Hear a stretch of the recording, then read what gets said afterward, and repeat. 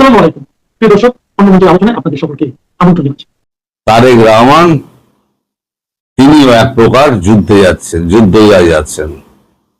তিনি মালয়েশিয়া হয়ে চীনে যাবেন। আজকে তিনি মালয়েশিয়া রওনা হচ্ছেন।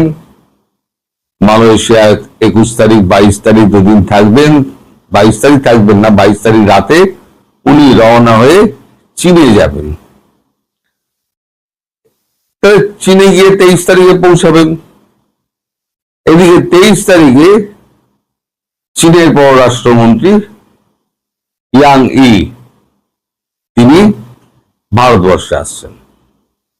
তার সঙ্গে পররাষ্ট্র দপ্তরের সব কর্তা চলে আসছেন। এবং আপনাদের বলে রাখি, বাণিজ্য মন্ত্রীও আসছেন। তার নামটা আমার ঠিক মনে নেই এই মুহূর্তে, হঠাৎ মনে পড়লো। বাণিজ্য মন্ত্রীও আসছেন, সুতরাং বাণিজ্য দলও আসবে। কারণ আমরা যে সমস্ত সেক্টর গুলো খুলছি না এক এক করে, সেই সেক্টর গুলো নিয়েও কথা বলবেন সেই পররাষ্ট্রমন্ত্রীর সঙ্গে তাদের বাণিজ্য মন্ত্রী। এদিকে আবার 24 তারিখ বোধহয় চলে যাচ্ছেন আমাদের শি জিনপিং। তিনি যাচ্ছেন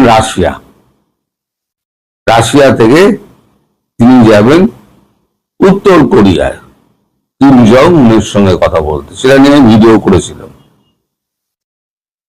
পড়ে থাকবেন হচ্ছে প্রধানমন্ত্রী, মানে চীনের প্রধানমন্ত্রী। কমিউনিস্ট পার্টিতে তার কথার কিন্তু কোনো দাম নেই। কমিউনিস্ট পার্টি অথরিটি অনুযায়ী চলে। যেমন এর পরে যদি কোনো মানে আপনার চেয়ারম্যান পরিবর্তন হয়, প্রেসিডেন্ট পরিবর্তন হয়, তাহলে সেকেন্ড ক্যান্ডিডেট হচ্ছেন এই ওয়াং ই, যিনি বিদেশ মন্ত্রী আমাদের এখানে আসছেন। তার সঙ্গে ভারতবর্ষের সম্পর্ক অত্যন্ত মধুর, জয়শঙ্করের সম্পর্ক অত্যন্ত মধুর, এবং অজিত দোভালের সম্পর্ক অত্যন্ত ভালো। মধুর বলবো না, ভালো। এরপর আবার আমাদের পুতিন এবং জিনপিং একত্রে ভারতবর্ষে আসবেন মাস দুয়েকের মধ্যে। সেই ডেটটা এখনো ফিক্স আপ হয়নি, কারণ তিনটে রাষ্ট্রপ্রধান তাদের ডেট ম্যাচ করা, সময় ম্যাচ করা, সিকিউরিটি অ্যারেঞ্জমেন্ট, এগুলো সময় লাগে। এটা আমি বলেছি আপনাদের। তাহলে এই যে আপনাদের কাগজে একেবারে দিস্তে লেখা হলো, যেন হাল্লা যুদ্ধে গিয়ে একেবারে ব্রিফকেস ভর্তি করে সব মেমোরান্ডাম অফ আন্ডারস্ট্যান্ডিং সব সই করে আনবেন। আচ্ছা, পৃথিবীতে মেমোরান্ডাম অফ আন্ডারস্ট্যান্ডিং প্রচুর সই হয়, লাখে লাখে। বাস্তবায়ন কটা হয় সেটাও দেখতে হবে। তা আমরা অপেক্ষা করব, এই বাস্তবায়নের জন্য অপেক্ষা করব। বাংলাদেশ তো সব বড় বড় কাজ করে, ছোটখাটো কাজের দিকে নজর নেই। এই যে বর্ডারে উচ্চিঙ্গে গুলো সব এসে 200 মিটার 100 মিটার ঢুকে ভারতের চাষিদের ক্ষেত থেকে ফসল তুলে নিয়ে গিয়ে নাচতে নাচতে যাচ্ছেন, ওই তাদের মধ্যে একটা জামাত নেতা দেখি না তো।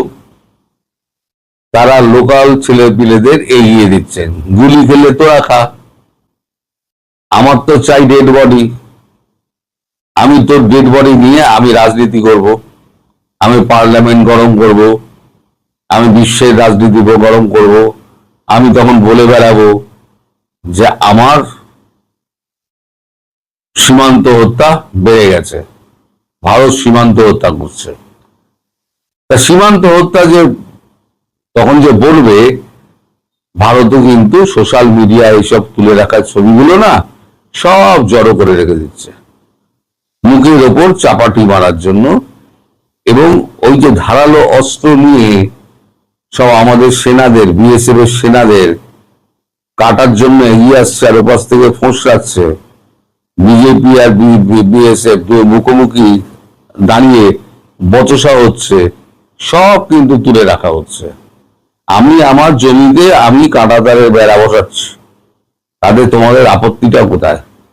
বিশ্বকে বোঝাক, তখন বিশ্বকে বোঝাবে কোনি। আর তুমি আমার সীমান্তে ঢুকে তুমি এই সমস্ত কর্মকাণ্ড চালাবে, তা সীমান্ত কি তোমার মানে আন্তর্জাতিক মহল কি তোমার গলায় মালা পরাবে?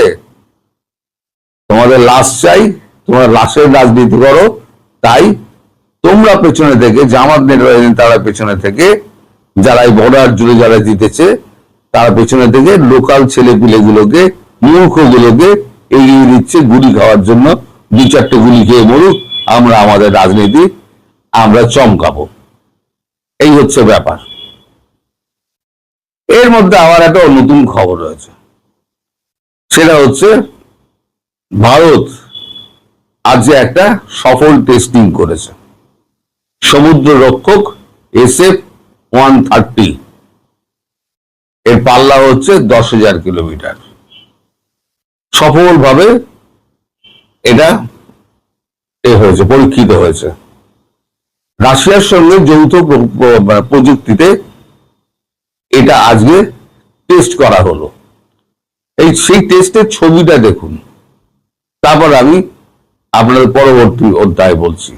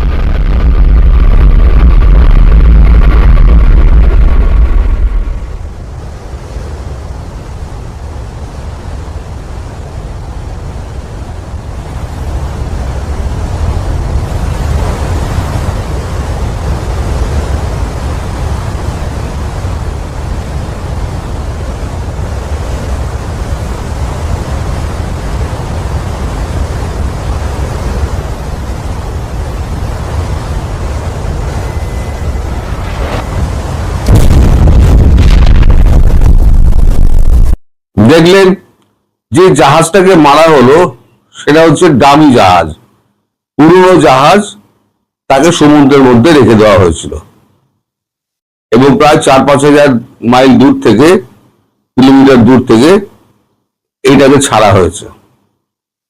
এটা একেবারে সফলভাবে ইঞ্জিন রুমে গিয়ে ধাক্কা মেরে পুরো জাহাজটাকে নষ্ট করে দিল। এটা হচ্ছে মেসেজিং। এভাবে মেসেজিং হয়। মেসেজ কাকে দেওয়া হলো যে এর পাল্লা হচ্ছে 10,000 কিলোমিটার। তারপর তুমি রেড সিতেই থাকো, অথবা তুমি ইন্ডিয়ান ওশানে থাকো, অথবা তুমি যদি বঙ্গোপসাগরে ঢোকো, আমেরিকা তোমার রক্ষা নেই। আমার জমি থেকে, আমার সীমান্ত না পেরিয়ে রাফাল জেট ওইটাকে আকাশের ওপরে 25,000 ফিট ওপরে উঠে এটাকে ছেড়ে দেবে, তাহলে কাজ হয়ে যাবে। সুতরাং মেসেজটা যেমন আমেরিকাকে দেওয়া হলো, তেমন টার্কিকে দেওয়া হলো, তেমন পাকিস্তানকে দেওয়া হলো, এবং সঙ্গে চীনও। যদিও চীনের সঙ্গে এখন আমাদের সম্পর্ক সেই রকম নয়, কারণ আমাদের মধ্যে বর্ডার যে সিচুয়েশন, ডিসপুট গুলো ছিল, সেই ডিসপুট গুলো অনেকটাই মিটে গেছে, যার জন্য এখন আমাদের সীমান্তে এখন শান্তি আছে। এই যে পর পর পর পর আমরা বৈঠক করে গিয়েছি টানা, তাতে কিন্তু সীমান্ত আমাদের একটা মোটামুটি ঠিকঠাক হয়েছে এবং চীন সেটা মেনে নিয়েছে। সীমান্তে আর অত কিন্তু উত্তেজনা নেই। আসলে চীনও চাইছে যত তাড়াতাড়ি হয় RICটা গঠন হোক, ব্রিক্সটা গঠন হোক। ব্রিক্সটা হয়ে গেলে এই ইরানকেও নিয়ে নেওয়া হবে, বাংলাদেশকেও নিয়ে নেওয়া হবে। বাংলাদেশের এই গভর্নমেন্টটা, পরবর্তী যে গভর্নমেন্ট আসবে যেটা ভারত ফ্রেন্ডলি হবে, সেই গভর্নমেন্টকে নেওয়া হবে, নিয়ে একেবারে আমেরিকাকে দূর হটো। তো আমরা এখন চেয়ে আছি চায়নার দিকে।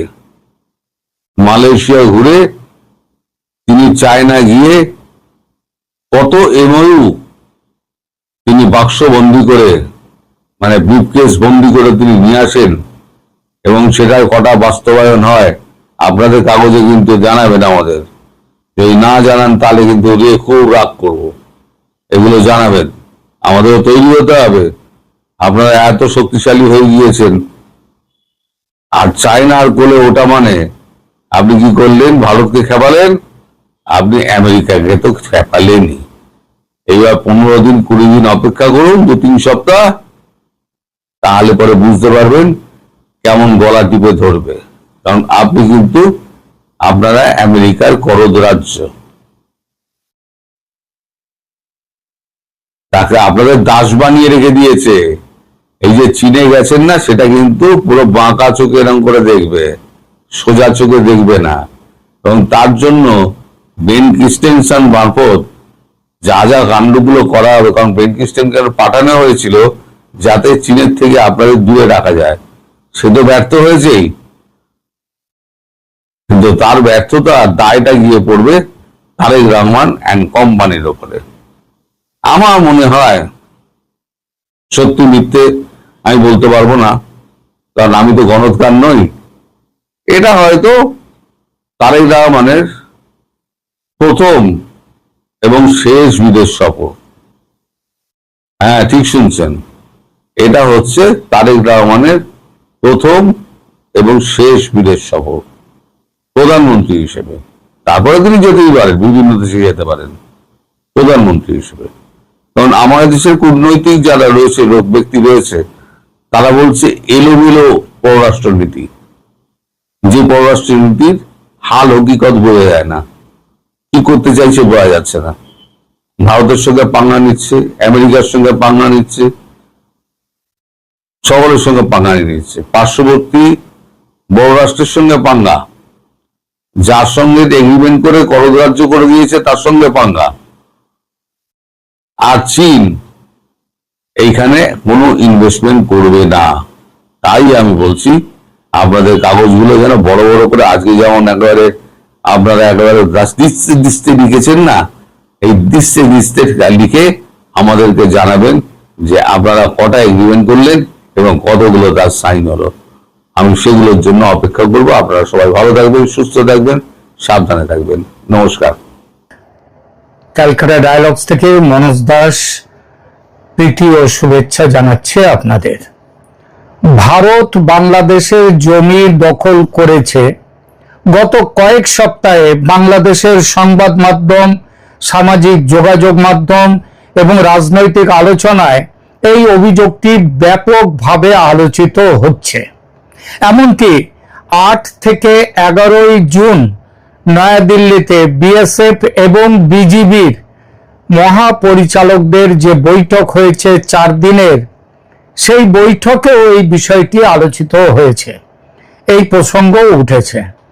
আমি গতকাল এই 4 দিনের বৈঠকের কি আলোচনা হয়েছে, সেখানে জয়েন্ট ডিক্লারেশন কিছুই বেরোয়নি, কিন্তু তা সত্ত্বেও সেখানকার একটা রিপোর্ট আপনাদের দিয়েছি গতকাল একটি এপিসোড করে, এবং সেই এপিসোডে এটাও বলেছি যে এই বৈঠকে আসলে কিছুই প্রাপ্তি হয়নি।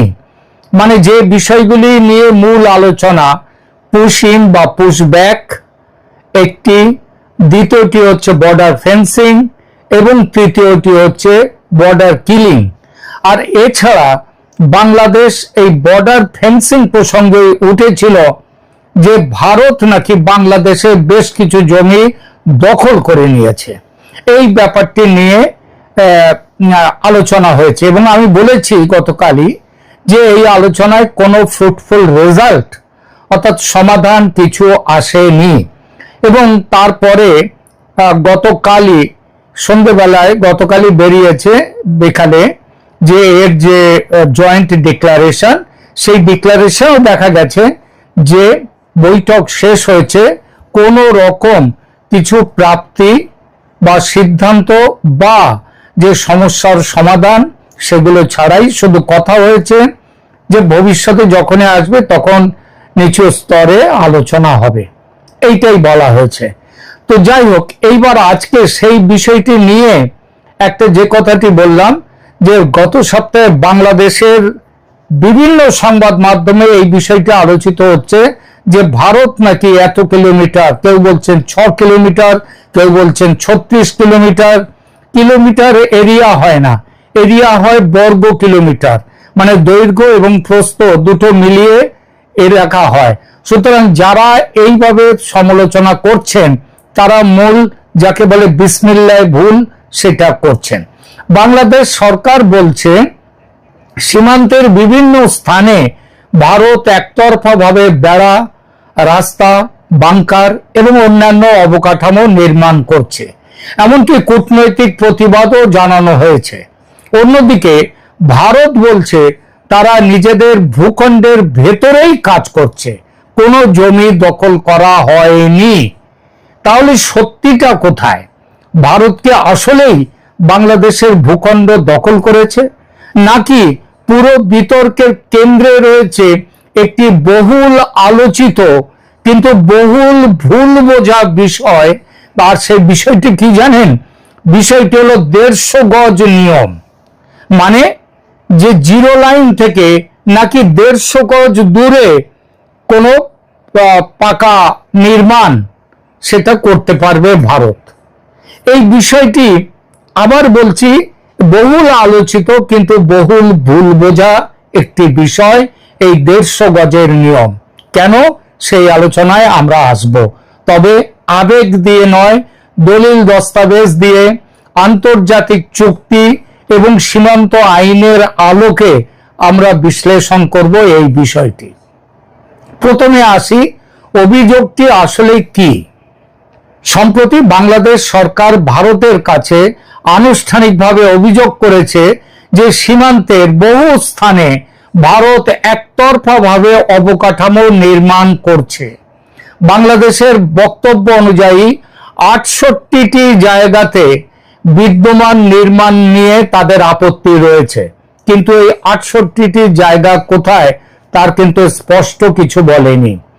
আরো তাদের দ্বিতীয় অভিযোগ, 86টি স্থানে নতুন নির্মাণ পরিকল্পনা নিয়ে বাংলাদেশের উদ্বেগ রয়েছে। তৃতীয়ত, এসব নির্মাণের আগে বাংলাদেশকে যথাযথভাবে জানানো হয়নি। এই বিষয়টি শুধু কূটনৈতিক পর্যায়ে নয়, সম্প্রতি অনুষ্ঠিত বিজিবি বিএসএফ মহাপরিচালক পর্যায়ের বৈঠকেও উত্থাপিত হয়েছে।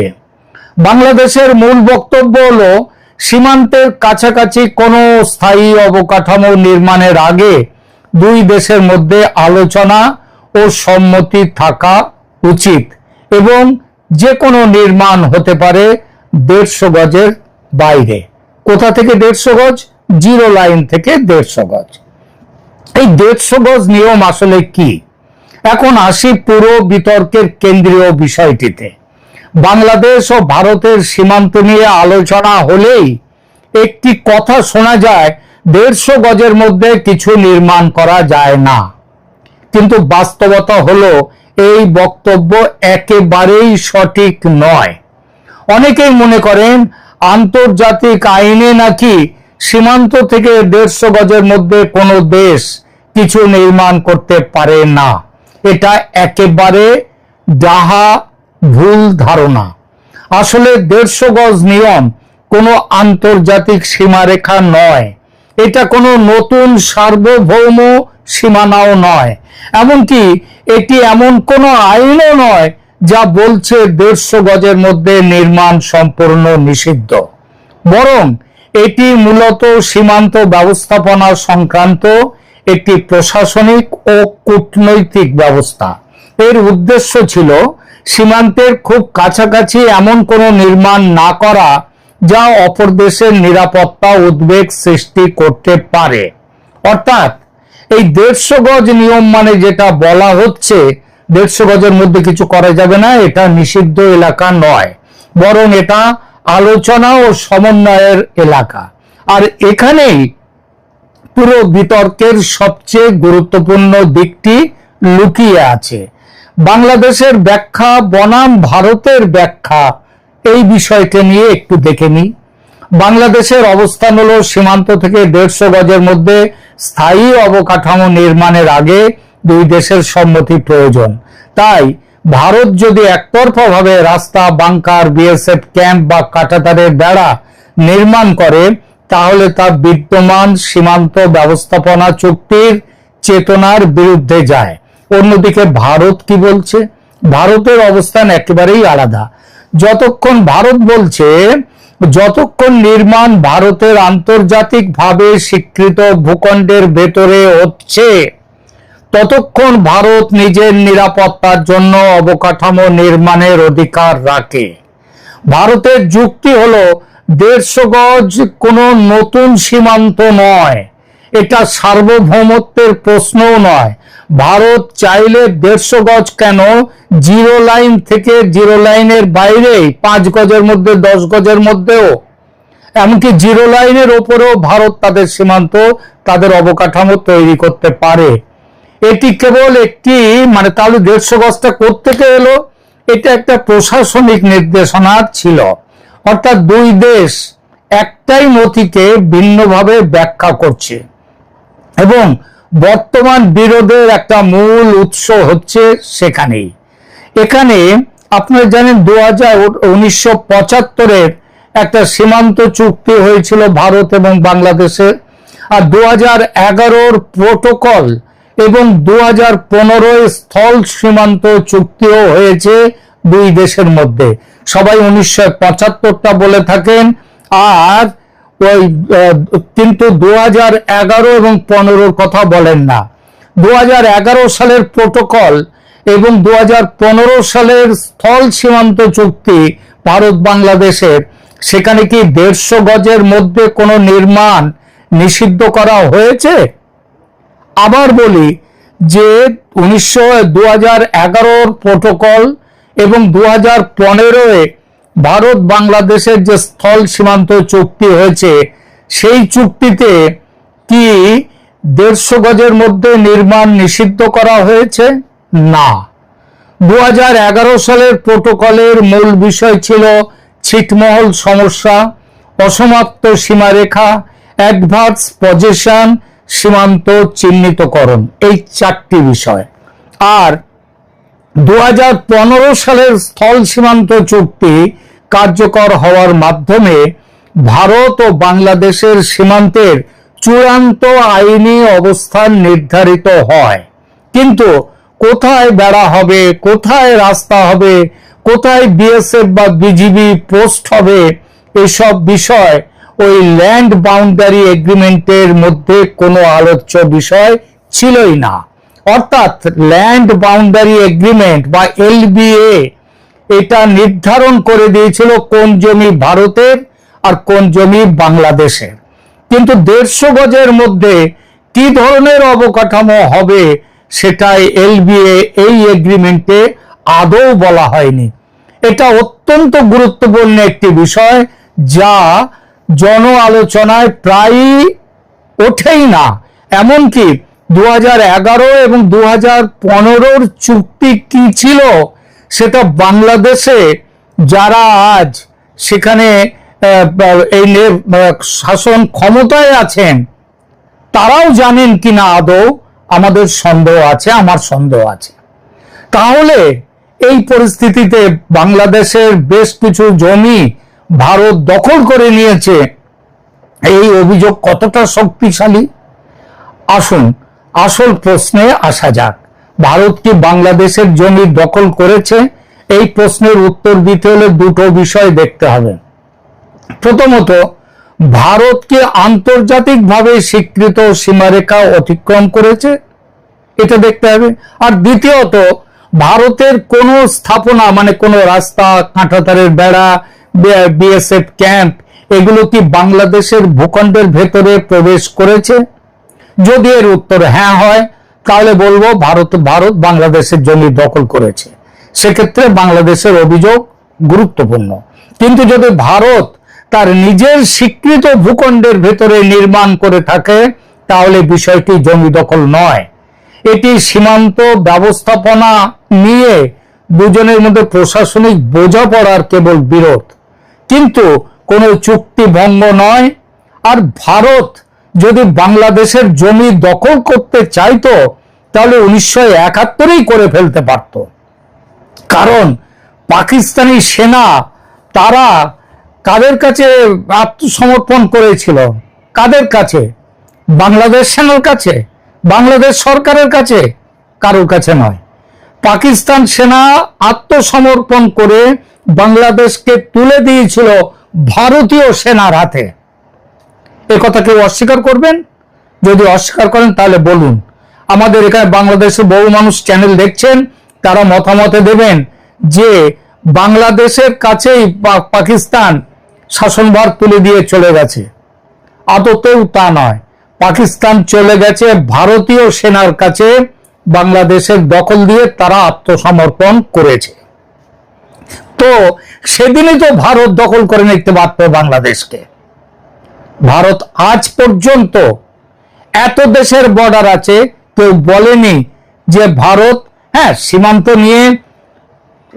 নিয়ে ছোটখাটো যে ভুল বোঝাবুঝি আছে, কিন্তু জমি দখল করেছে ভারত আর তার কোন দেশের, প্রতিবেশী দেশের, এই অভিযোগ আজ অব্দি আসেনি। সুতরাং যদি ভারত তো বাংলাদেশের ভূখণ্ডের মধ্যে গিয়ে কোনো নির্মাণ করেনি, তাহলে বিষয়টি জমি দখল নয়, এটি সীমান্ত ব্যবস্থাপনা ও চুক্তির ব্যাখ্যা নিয়ে, মানে প্রশাসনিক চুক্তির ব্যাখ্যা নিয়ে বিরোধ। এখনো পর্যন্ত প্রকাশ্যে এমন কোন সরকারি মানচিত্র বা যৌথ জরিপ সামনে আসেনি যা স্পষ্টভাবে দেখায় যে ভারত বাংলাদেশের স্বীকৃত ভূখণ্ড দখল করেছে, তা সে 6 কিলোমিটার হোক বা 1 কিলোমিটার হোক। তাই বর্তমান তথ্যের ভিত্তিতে জমি দখল অভিযোগকে বলা যায় এটা মিথ্যা, এটা ভুল। বাংলাদেশ অন্যায়ভাবে এই অভিযোগ করছে ভারতের বিরুদ্ধে।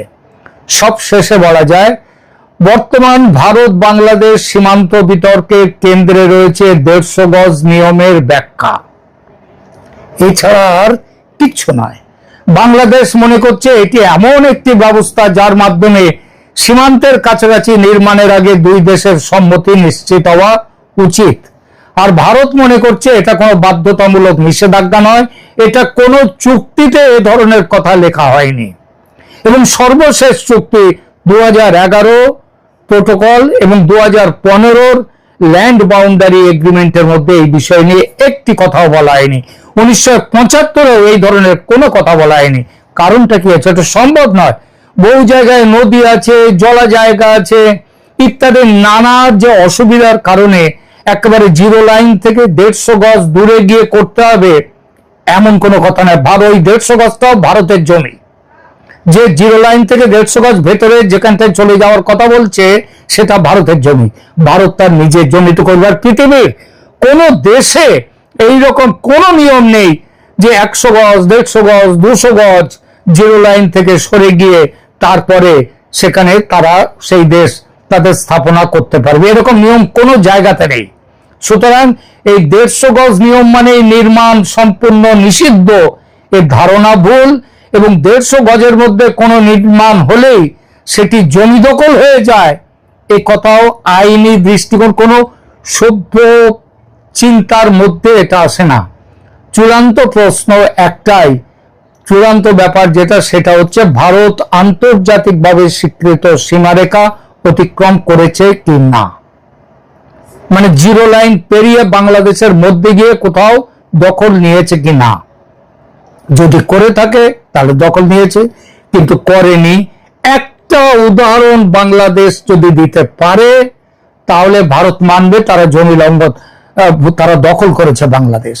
আর যদি না করে থাকে তাহলে বাংলাদেশের এই প্রসঙ্গ নিয়ে একটি কথা বলা উচিত নয়, বরং শুধু ঝগড়া বাঁধাবার জন্য ঝগড়া বাঁধানো, এই জিনিসটা কিন্তু বাংলাদেশ করে যাচ্ছে। যে 150 গজের দূরে গিয়ে নির্মাণ করতে হবে, কাঁটাতারের বেড়া, 80 কিলোমিটার কাঁটাতারের বেড়া রাতারাতি কেটে নিয়ে গেল। আবার বলছি, ভারত এই যে মিটিং হয়ে গেল 8 থেকে 11 এই 4 দিন দিল্লিতে বিএসএফ বিজিবির মহাপরিচালকদের মধ্যে, সেখানে ভারত পরিষ্কার বলে দিয়েছে ভবিষ্যতে যদি এইরকম ভাবে কাঁটাতার কেটে নেওয়ার কোনো ঘটনার চেষ্টা করে ভারত কিন্তু চরম ব্যবস্থা নেবে।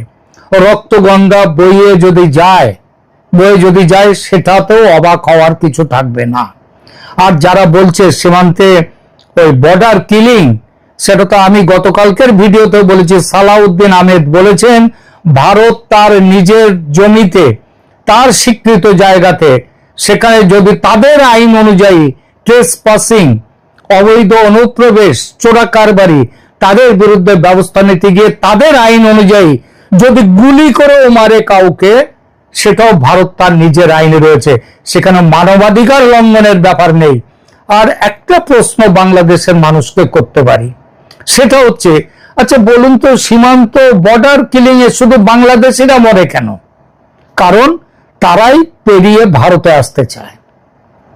হ্যাঁ, অনেক সময় দেখা গেছে শেখ হাসিনার আমলে, সম্ভবত 2008-9 ওই সময়টাতে, সেখানটাতে বেশ কিছু ভারতীয় সেনাকে বাংলাদেশে বিএসএফ কে ধরে নিয়ে গিয়ে সম্ভবত 18-20 জনকে হত্যা করা হয়েছিল। সেটা ভারতের মধ্যে ঢুকে গিয়ে এই জিনিসটা করেছিল তখন বিডিআর। তারপরে বিডিআর নিয়ে অনেক সমস্যা হয় ইত্যাদি, এগুলো এই আলোচনার মধ্যে বিষয় না। শুধু প্রশ্ন হলো, বাংলাদেশ যদি মনে করে ভারতের সাথে ঝগড়া বাঁধিয়ে সে বেঁচে থাকবে, ভালোভাবে বাঁচবে, খুব ভুল ধারণা।